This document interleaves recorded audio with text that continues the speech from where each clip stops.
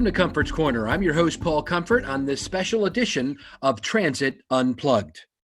Comfort's Corner now is available Monday, Wednesday, and Friday with new episodes that cover 2 days each, and the Friday episode covering weekends, where we're dealing with how the COVID-19 crisis is impacting public transportation around North America and the world. Thank you so much for being with us today on our April 1st and 2nd edition. And today there's a lot of headline news. We're going to be covering the headline news, and then we have a newsmaker interview with one of the big important vendors in the public transportation world, and that is Proterra Bus. Proterra provides electric buses, and John Walsh, the Senior Vice President of Sales, is our guest. And then we do a reading from our book, The Future of Public Transportation. And now headline news. Earlier this week, we had on as our guest Marco D'Angelo and our newsmaker interview, who is the CEO and president of CUTA, the Canadian Urban Transit Association. And he described to us the package which he was about to submit formally to the Canadian government. This would be similar to the big CARES Act that was signed into law to help transit agencies here in America. So in Canada, they submitted their request actually later that day after I talked to him on Monday, March 30th of this week, asking for financial aid to support Canada's transit providers and assistance in securing the needed cleaning supplies and protective personal equipment. Marco D'Angelo said lower ridership and higher cleaning costs are adding up fast. To keep the buses and trains running and maintain strong systems, transit needs to be included in federal relief. CUTA said that in 2018, farebox revenues in Canada were about $4.3 billion in Canadian dollars, excluding other revenues hard hit by the pandemic, such as advertising and parking. With ridership down as much as 75%, farebox revenue down 100% on some systems, and some bridge funding was needed on as much as 40% of the systems. So CUTA was requesting that the Canadian government provide a two-pronged financial assist. They're seeking $400 million per month to help systems make up for lost revenue, as well as access to $1.2 billion Canadian to help systems maintain liquidity before revenue relief can arrive. And obviously their ability to deliver vital service, D'Angelo said, is deteriorating fast. And so CUTA explains another growing issue is the availability of disinfectants and personal protective equipment for employees, with more than 70% of the association members reporting difficulty securing cleaning supplies and protective gear. CUTA is asking for transit to be added to a priority list of sectors receiving these products in the event their supply is restricted in an emergency. It's also seeking federal support to cover these costs. So they've submitted their request, and it's a very well thought out request, I thought, when Marco went over it with me, and we're hoping that the government there receives it and they're able to get that successfully like we were here in the United States. Just to recap on that, as you know, the CARES Act was signed into law, providing over $2 trillion to the economy, $25 billion of that to the public transit industry, and the law requires the Federal Transit Administration here in the U.S. to disperse those funds using the normal formula funding mechanisms within 7 days. So my understanding is now, talking to insiders on the Hill, is that those funds will be released this Friday. And they'll come out with a list of FAQs and a list of the agencies who are receiving the funds and how much they'll be receiving. And so that'll all be coming out this week. The transit industry in America on April 3rd, by the end of the day, should be flush with cash. And they'll be able to then keep drivers employed, keep services running. Part of the issue now that some people are talking about, moving on to a related story, is that while many agencies have kept service running close to full, others have mandated the usage drop to kind of match what the demand is. Well, that's causing problems in New Jersey and New York. There was a big story today about how riders are concerned that the buses are full. So as they cut back the routes to match the demand, and there's only a certain amount of bus routes and train routes going, those train routes are full of people and with standees, and they're not able to keep social distancing. Some agencies in Canada and agencies like Houston here in the U.S. actually kept service full or even added vehicles on some routes to make sure people could keep that social distancing. As we've talked about on previous episodes of Comfort's Corner, many agencies now have blocked the front door or requiring people to enter the bus through the rear door, and they're not collecting fares or not enforcing fares as strongly. And so they also now, agencies are saying, one person per seat or one person per row, and so people can keep their social distancing. But if the routes are cut back so dramatically that they're just back to full buses again, then they're concerned about the spread of coronavirus then as well. And so agencies are thinking twice about that and are saying, you know what, we need to think about that. We may not be able to cut back so much that people are jammed in. One agency, my buddy Brad down at PSTA, Pinella Suncoast Transit Authority, the board approved funding there, $1.2 million in funding to complete safety shields on the buses. These are the clear plexiglass shields that protect the driver from, people coughing and sneezing on them. So guess what? They all got finished now. And so they're excited about that. Brad Miller, the CEO of PSTA, said, I'm thankful for the hard work so many people did in order to complete this critical investment to keep our drivers and riders in our care safe. And he said during these difficult times, these shields also provide another layer of security for our operators, for which we're grateful. Speaking of operators, unfortunately, some agencies now are starting to cross that threshold where they may need to lay off drivers, which is a very difficult decision. And one agency that actually was in the news recently for other reasons has had to, in TARC, it's in Transportation Authority of River City in Louisville, they've had to temporarily lay off 133 drivers directly related to the decline of ridership from the COVID-19 crisis. They've temporarily laid off 133 coach operators, but they've said as ridership returns, so will these valued members of the TARC team. The employees will be provided benefits such as health insurance for the next 3 months, and TARC explains this measure will be revisited before the end of 90 days to determine if additional assistance is needed. And so as they've cut back their routes, they're cutting back their drivers, and so that's a big change. I haven't seen other agencies starting down that road yet to lay off drivers. Most of them are very concerned to keep their drivers on board. Especially in the paratransit services, is critical. These drivers sometimes don't make as much as motor coach drivers, and they may be being paid around $13 to $15 an hour. Well, as you know, Amazon has announced that they're hiring, up to 100,000 new people, and so are grocery stores for overnight stocking, et cetera. And a lot of these places are paying $17 an hour, which may be more than these drivers were making as paratransit drivers. And so if they are let go or released, many transit leaders have told me just today that they're concerned they'll never get them back. And of course, these drivers have been through, 50, 60, 100 hours of specialized training to be able to secure wheelchairs and handle specialized clients and all the policies and procedures. And they've been drug tested and background checked and all the things that are required to produce a good paratransit driver. And if they are laid off or completely released, they may find other jobs and then not be able to come back. And so that's a real concern in the industry. So those are some of the headlines from across the public transit industry as we deal with the COVID-19 crisis here on Transit Unplugged. We're bringing you this, as I mentioned, every other day. I've also personally been on a number of other podcasts and have some other information going out. I've been on the Co-Motion and podcast, which is available right now, the Going North podcast with Dom Brightman, and also the National Transport Podcast, a British-based podcast, over this week talking about COVID-19 and my new book, The Future of Public Transportation. Next week, I'm working with a number of CEOs, and a number of them have already said yes to me, so that it looks like on Tuesday, the 14th of April, most likely at 2 p.m., we're shooting for, and it looks like that's what's going to happen. So on Tuesday, the 14th at 2 p.m. Eastern time, we're going to do a live CEO roundtable where I include a number of CEOs from across North America on a live broadcast, which you can watch online. And I'll be asking them about how they're responding to the COVID-19 crisis. I'll be announcing those names in the next day or two, and probably on our Friday version of this podcast. I'm also going to be on a special program next week, April 9th. It's a brand new show out called Coffee and Conversations from my friends out of Las Vegas doing it. I'll be their premier host or the inaugural guest, I guess it is. And I'll also be on Metro Magazine's new podcast with Alex Roman. And so lots of opportunities to make sure that we're socializing best practices across the industry as we are dealing with this COVID-19 crisis. Thank you so much for being with us today on our program. Be sure to stay tuned now for our Newsmaker interview with Proterra Bus's Vice President John Walsh, and then for a walk through our book, The Future of Public Transportation. I'm Paul Comfort. Thanks for being with us. Stay safe out there.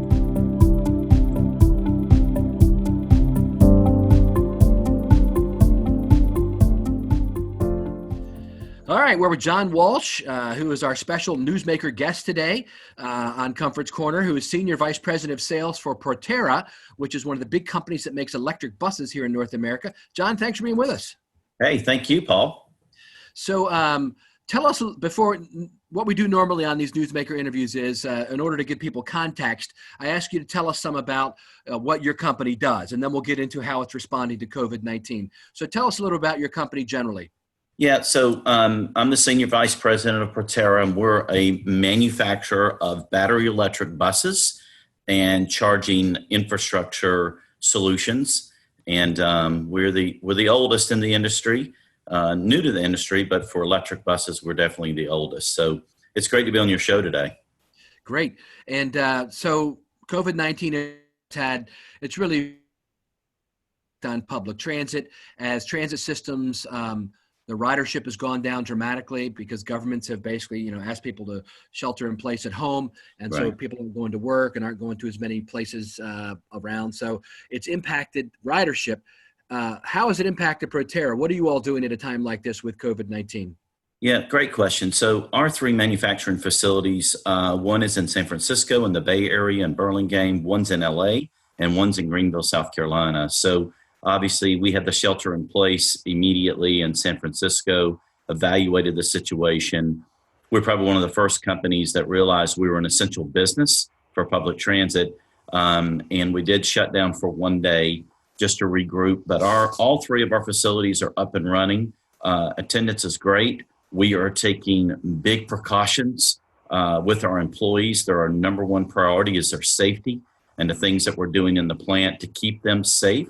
But at the same time, stay on schedule best we can with our production schedules. And so far, so good, but we're monitoring it daily. We have a stand-up meeting every single morning with our leadership team and to determine what the best thing to do going forward. But for now, we are in full production at all three plants. And I'm happy about that for the company and our employees mainly to keep them going.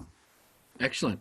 And so it's funny, several companies got new CEOs just before all this stuff hit the fan, and you all were one of those companies. Tell me about that. Yeah, so really great news in the midst of all the crisis. We named a new CEO. His name is Jack Allen, and Jack has served on our board of directors for 3 years, so he's no stranger to Proterra. Jack's background was he was 30 years with Navistar, so he's familiar with building, manufacturing trucks and buses.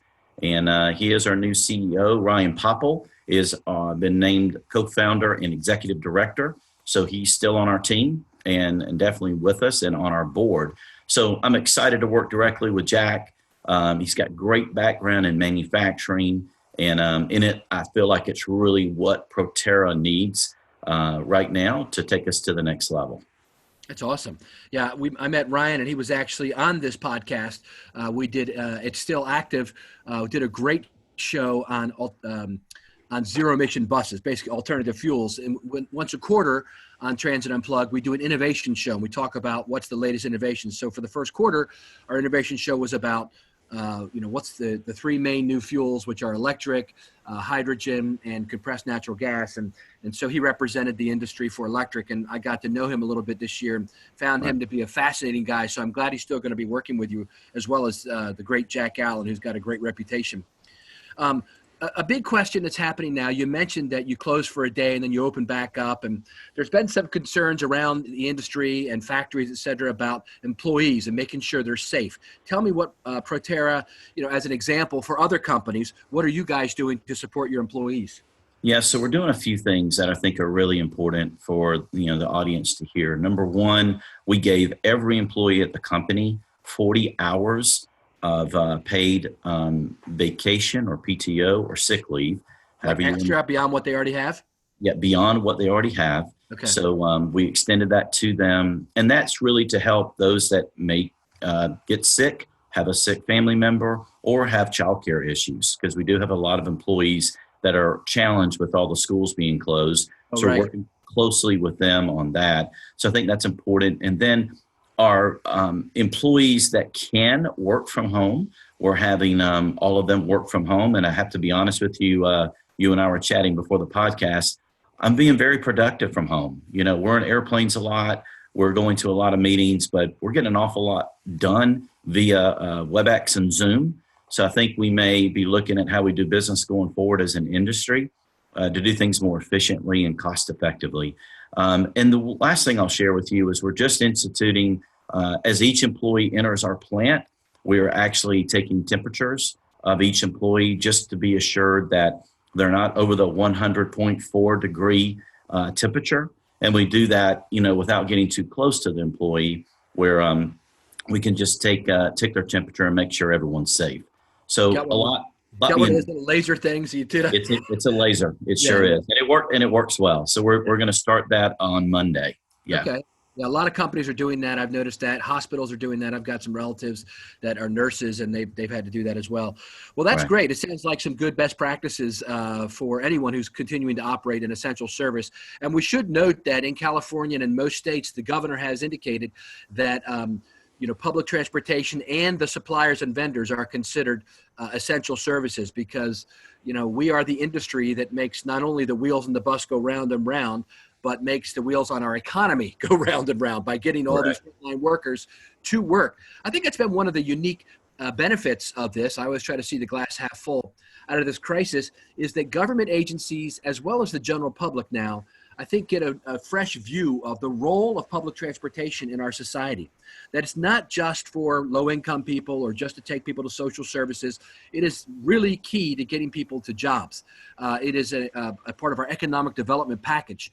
And so it's getting the doctors, and I know I used to run MTA in Baltimore, and our subway system, one of the major drivers of ridership was the Johns Hopkins Hospital. I have a station right underneath Johns Hopkins Hospital, the main. And people just, doctors and nurses ride that. That's how they get to work. And so, using that as an example, without that running, these folks would not be able to get to work necessarily. And so you all are a big part of that in putting out, buses, creating buses. So it sounds to me like you guys are continuing to deliver buses and continuing to build them. So we're not getting behind. I know people have these bus buys and they don't want to get behind, especially with electric buses, which are helping to clean our environment. Yeah, and I'll just make a comment on that. As we're looking at COVID-19 and what it's uncovering are a lot of respiratory issues that people have that maybe we knew, but we weren't really paying attention to. And if you look at some of these maps, maybe over in Asia, even in LA, where before we went into the shelter in place, they were very red. And as you look at these maps of the carbon footprint, they're literally white. It's amazing, which tells you we get fossil fuels off the streets and you put electric onto the street. And this is a plug, for Proterra, but not just for Proterra, but all zero emission vehicles and zero emission buses. It's evident that it's going to help our health and, the future of the country. So I think it's really something to look at. Absolutely. I mean, it's all of these little, it's just like, when we sent a man to the moon, there was all these secondary benefits. I mean, things that came out of the research and development for that. They invented Tang, right? So that was big for a decade or two. Exactly. So I love Tang. Yeah. One of the benefits of this event is that it's showing us that if we can get, all the smog and emissions out of the air, obviously it's going to clean things up. And so things we can do to help promote a cleaner environment, such as moving to zero emission buses, is a big part of that. So thank you for commenting on that. And speaking of that, what would your message be now to transit agencies right now during this time of, of trouble and crisis? Well, it's interesting that when we went to this full lockdown, it was almost on the date of National Operators Day for transit operators. It was kind of amazing that it all kind of happened at the same. And I'm watching the news and obviously on a lot of social media and, the operators front line, the things that we're doing, leaving space on the bus for passengers to ride safely on, entering the middle door. I mean, it seems like it shows how sophisticated our industry is from a management perspective. I'm watching these decisions by these CEOs and the operators within these systems doing all the right things. We're in a great industry, Paul. Everyone knows how to do the right thing for the public.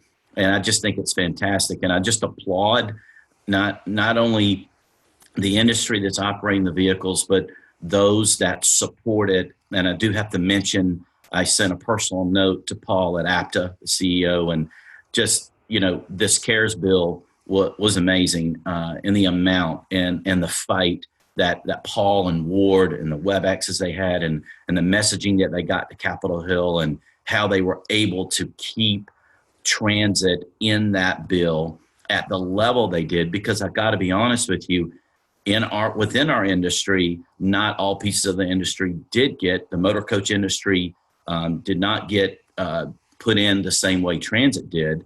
And I just applaud Paul and APTA and everything they did, because that will impact businesses like ours. Most of it's for operating money, not so much for capital, but that helps run the vehicles and it helps them get to their next procurement.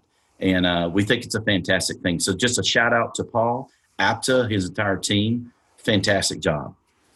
Definitely, I agree. I talked to him over the weekend and also thanked him for that. And like you said, a big part of the industry, and that's why I like the new format of our Comfort's Corner version of Transit Unplugged, is that I get to talk to people who aren't just GMs of transit systems. Right. Because a big part of the industry is not just the CEO of the transit system, but it's also all the vendors and suppliers and partners that make public transportation go. And you're a big part of that, John.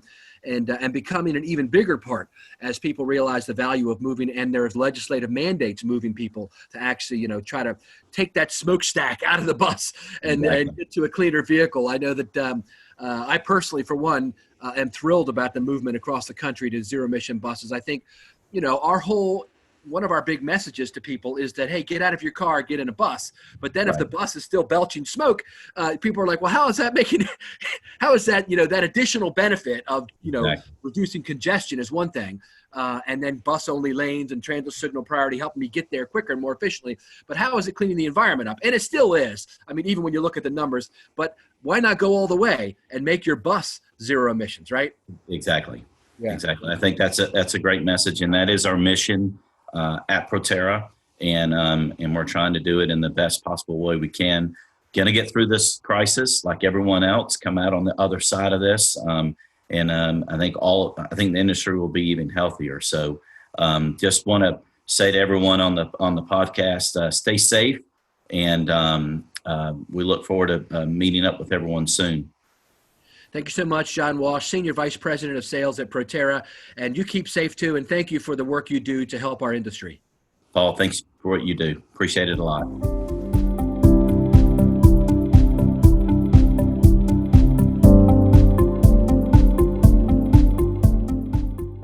Thanks for being with us today on Comfort's Corner, a special pop-up podcast, part of the Transit Unplugged brand. I'm Paul Comfort, and this is the third and final portion of our program. As you know, each day we bring you a new episode on Monday, Wednesday, and Friday of each week, looking at COVID-19 and the response of the transit industry. And we'd like to close each program by taking a longer look, what's happening in the longer range future, to keep our hopes alive and our plans for what happens after this pandemic is passed through. So we take a read from my best-selling book, The Future of Public Transportation. It was an Amazon #1 new release bestseller earlier this in March, and is available still for digital download. If you want to read it right away, you can pop it in your Kindle or your e-reader, and it includes, or you can buy the paperback book for under $20. And it's on what's really happening over the next, I was looking for the next 2 to 5 years from most of the authors who helped contribute to the book. And some of them go on even beyond that. There's 40 different co-authors or contributors to the book who wrote chapters about various topics that they're interested in. Today, I'm going to be reading from the last chapter of the book called One More Thing. It is a chapter that I authored, and I'm writing on public-private partnerships. While I was administrator and CEO of the Maryland Transit Administration, we started what was at the time the largest public-private partnership P3 project in America, the Purple Line. This was a $5+ billion, 16.2-mile light rail line connected to the Washington Metropolitan Area Transit Authority, WMATA's, Metro Line, with stations on the Maryland side. I selected a great executive director of the project, who is still there today, although it was just announced recently that he's moving on to the Triangle Transit area. And I hired much of our tremendous MTA staff to help kick it off. The project is moving forward toward completion. I like the concept behind these big P3s because they take advantage of the innovation from the private sector while ensuring quality service delivery for the public. These P3s often don't dictate all the hows, but mainly the whats of the project. What does that mean? Well, in a traditional government procurement, an agency would typically define in explicit detail, for instance, the type of metal and equipment to be used by a private contractor in designing and constructing an elevator for a transit station. It would detail the height and width and weight of the elevator, the type of electronics, and all the fine details of it. But in many P3s now, the agency details more what they want the end results to be and less exactly how they are to do it, such as wanting X number of passengers to be able to ride the elevator per hour safely. And the agency will pay availability payments to the contractor for achieving that goal. This P3 approach allows for more current technology to be used and updated over the life cycle of the project as advancements become available. These contracts normally cover a multi-year construction timeline and then also perhaps a 20 to 30-year operating contract. So this approach doesn't limit what technology can be used 25 to 30 years from now. Steve Butcher, the CEO of John Holland Company in Australia, told me during his Transit Unplugged podcast interview, quote, "In recent years, it's moved from just the separation of design and build and operations and maintenance into having a fully integrated model that's a full end-to-end service. In the rail division of John Holland, currently, we design and build the railway, we overlay the track and the signals and the signal integration, the testing and commissioning, but also then we would put skin in the game. We are then going to be responsible for operating and maintaining it for however long the concession is. Sometimes that may be 5 years. Sometimes the longest might even be 30 years. What it does is it gives our clients and the transit agencies security that they've got a continuum all the way from designing a railway through the building in the best possible way, because to be honest, you're then going to have the responsibility of operating and maintaining it," unquote.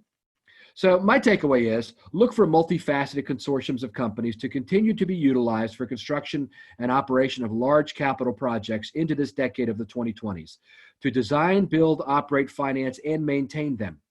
Much of the benefit can also be achieved for government when they pass off the financing of these projects to the consortiums and maybe allow them to collect tolls or fares as their primary repayment technology. This keeps the government from having to issue large bonds and reduces direct taxpayer subsidies for these mega projects like new rail projects, bridges, and facilities. And that's the end of that portion of the reading. Many of the book, The Future of Public Transportation, chapter 45, page 415. It is a 425-page tome. It's a big book if you want to read it. And, you don't have to read it all, right? Go to the table of contents, pick out the chapters that you want to read that are of interest to you, and start with them. And hey, and if you do that, I'd love it if you'd leave me a review on Amazon or just send me a note on LinkedIn and get a hold of me. And by the way, I want to let you know that I am available for you. If your transit agency or city government or county is interested in any help during this time of the COVID-19 crisis and wants some feedback from someone who's had some industry experience in public transportation and also as a county administrator and county commissioner and how to work things, we've got Trapeze has tons of solutions that we can help you with. I also am free to talk to you, no charge, just available to help you out. Folks in the industry, if there's anything I can help you with, contact me at paul.comfort@trapezegroup.com. Plus follow me on Twitter @ComfortPaul, or you can follow me on LinkedIn. Just find Paul Comfort on LinkedIn. You'll see all the transportation stuff and you'll know that's me. And I'm also on Instagram for a little more fun side of pictures and stuff that we're working on. You can find me at Paul Comfort 2020. I want to let you know I'm also working on a children's version of this book. That's right. I've got an illustrator already working and designing it. I worked on and finished up the first draft of the storyboard, and he's working on it. We hope to have it available in a couple months. I think it'll be a great way to introduce our children to the benefits of transportation. It's going to be on the past, present, and future, and it tells a story about how mass transit has really helped our cities develop and continues to be the hub around which they operate. I'm Paul Comfort. Thanks for being with us today on Transit Unplugged, the special Comfort Corner edition. Be sure to tune in every other day, Monday, Wednesday, and Friday, for these special updates on what's happening in the transit industry as it relates to the COVID-19 crisis. Take care out there.